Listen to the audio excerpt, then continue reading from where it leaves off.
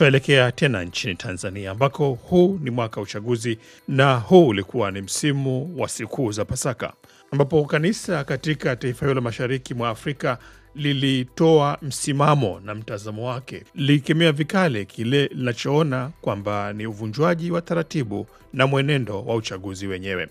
Kuzungumzia tamko la kanisa tunaungana hapa na Padri Charles Kitima ambaye ni katibu mtendaji wa Baraza la Kanisa Katoliki nchini Tanzania. Karibu sana Padri Kitima, karibu kwenye Kinagaubaga. Asante sana. Tumesikia kauli zenu watu wa dini mkitoa msimamo, tuseme ushauri kuhusu nini kinapaswa kufanyika. Wale ambao wanatusikiliza nje ya Tanzania bila shaka hawakupata kile ambacho kimesema. Kwa mukhtasari kabisa, ningeomba Father utueleze upi umekuwa msimamo na ushauri wa kanisa panapohusika mwaka huu wa uchaguzi. Viongozi wa dini wanathamini uchaguzi na wanathamini vyombo vilivyowekwa na sheria za nchi yetu, na wanachotaka ni haki za kisiasa za Watanzania ziheshimiwe. Kwa hivi ndio maana viongozi wa dini, madhehebu yote, tena bila kupanga, kila kiongozi ametoa kwa wakati wake na kwa namna yake, na wote wameeleza kwamba ni kuwakosea haki wananchi kuwanyima fursa ya kuchagua viongozi wao. Kwa sababu gani? Ingekuwa nchi ni ya chama kimoja, ungeweza kusema labda chama kina watu wake, lakini Tanzania ni nchi ya vyama vingi, na kisheria chama chochote kina haki, kama kimesajiliwa na kiko vizuri, kina haki ya kuweka wagombea katika ngazi mbalimbali, na wale wana haki ya kuchaguliwa na wananchi kama wamewaconvince wananchi kwamba watawaletea huduma za uongozi na maendeleo. Kwa hivi kutokana na hali hiyo ambayo imekuwa ni ya kuvuruga uchaguzi tangu 2016 mpaka sasa, viongozi wa dini kwa kweli wameona wakemee kwanza hayo maovu, alafu waitake serikali, sio kuiomba, waitake na sio kuishauri, waitake, kwa sababu sheria ziko wazi, sheria zimewekwa, ziheshimiwe, kuwe na utawala wa sheria na watu waheshimiwe, kwa sababu raia ndio anapoweka kura yake, ndio nguvu yake ya kuitawala nchi yake.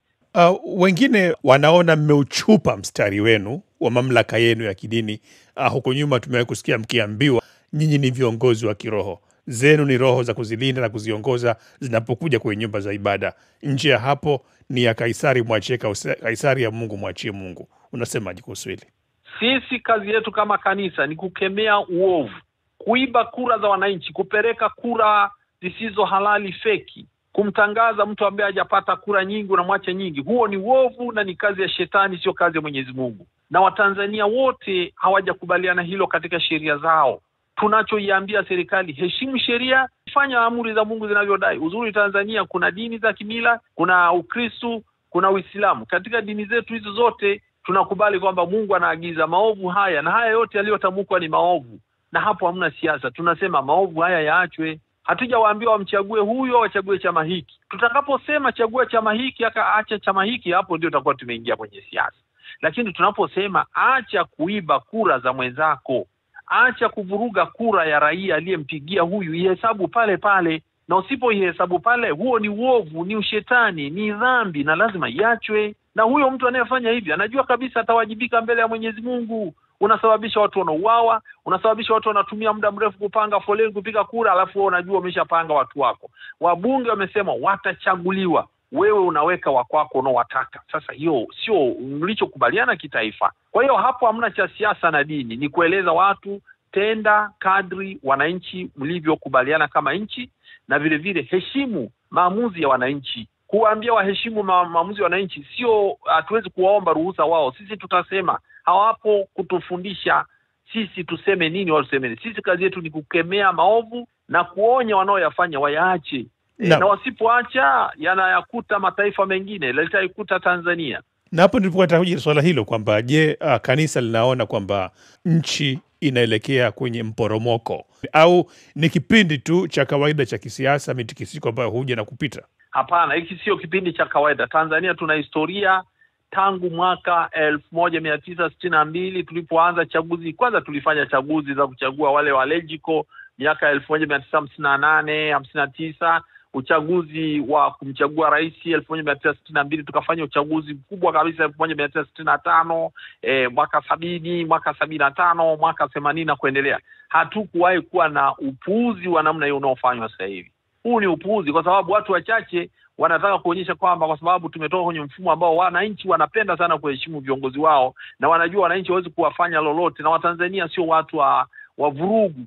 Ndio maana wale wenye kuamua wanafanya wanachotaka wakijua hawatawajibika. Lakini kinakuja kizazi kipya cha vijana ambao ndio majority, hawana interest ya kupiga kura kama wanaingiza mambo. Na vijana wasiposhiriki kupiga kura kwa sababu mnaiba kura zao, mbeleni kule hapata kuwa salama. Hiyo ni wazi. Kwa hiyo tunapofanya kama viongozi wa dini kufundisha sema heshimuni sheria ili vijana wawasikilize, sio swala la kipindi, ni uovu fulani ukiachwa. Mabutu alipoanza kuiharibu Zaire alianza hivyo, anapromote muziki, watu wanacheza muziki, jeshi likawa, ndio baadaye kukaanza mavurugu hayo mpaka leo. Sasa na Tanzania inaweza kaenda hivi, na ikiachwa tusipoonyana mapema tutafika mahali hakuna atakayefurahia, na wote tutateseka. Hata walioiba kura wakawa viongozi hawatakuwa viongozi nyakati zile, itakuwa ni vurugu, kila mtu atakumbana na tatizo la matatizo. Kwa hiyo hatutaki kuharibu nchi yetu.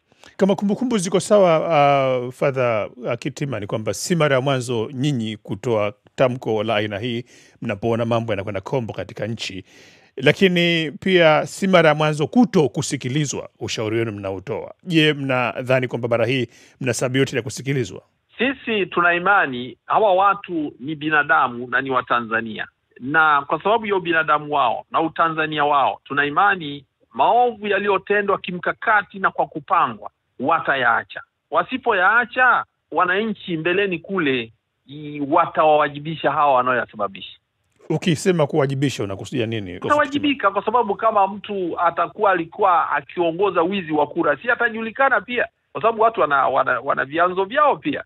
Mtu amekamatwa amebeba gunia la kura feki, anaziingiza kwenye kituo cha kupiga kura, watatafutwa. Kama unasababisha watu wanapigana, watu wanauawa, alafu unasema we uachwe tu, hapana. Wananchi, sheria zitajachukua mkondo wake wakati fulani. Sasa hivi sawa, wanafanya sababu wanajua hawawajibiki kwa mtu yoyote, wanaweza kafanya wanachokitaka, lakini wananchi kuna mahali watachukua utaratibu wa kuadhibiti kisheria hawa ambao wanaongoza maovu haya. Haya ni maovu yanayofanyika kwa kupangwa, sio swala la mtu mmoja, kwa sababu huwezi kukuta tuna vituo vya kupiga kura 80,000, zaidi ya 80,000, unakuta vituo zaidi ya 40,000, 30,000, mchezo mchafu unafanywa, alafu unasema hujapangwa. Unakuwa umepangwa. Kwa hiyo kuna uchunguzi, wa Tanzania watakuja kudai uchunguzi na vitafanywa.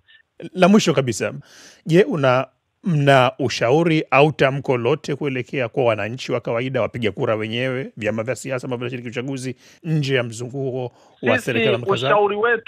Ushauri wetu kwa wananchi, naam, waisikilize serikali na vyombo vyake kwa kuzingatia sheria, na wazidi kuongea nao, kuzidi kuambia kwenye kitongoji chetu mlifanya hiki sio kizuri, tunaomba kisirudiwe Oktoba. Hicho ndio tunachowashauri wananchi, na tunaomba wananchi wafuate sheria, na sheria ndio zitakazorekebisha uovu huu unaofanywa na wanaodhani wako juu ya sheria.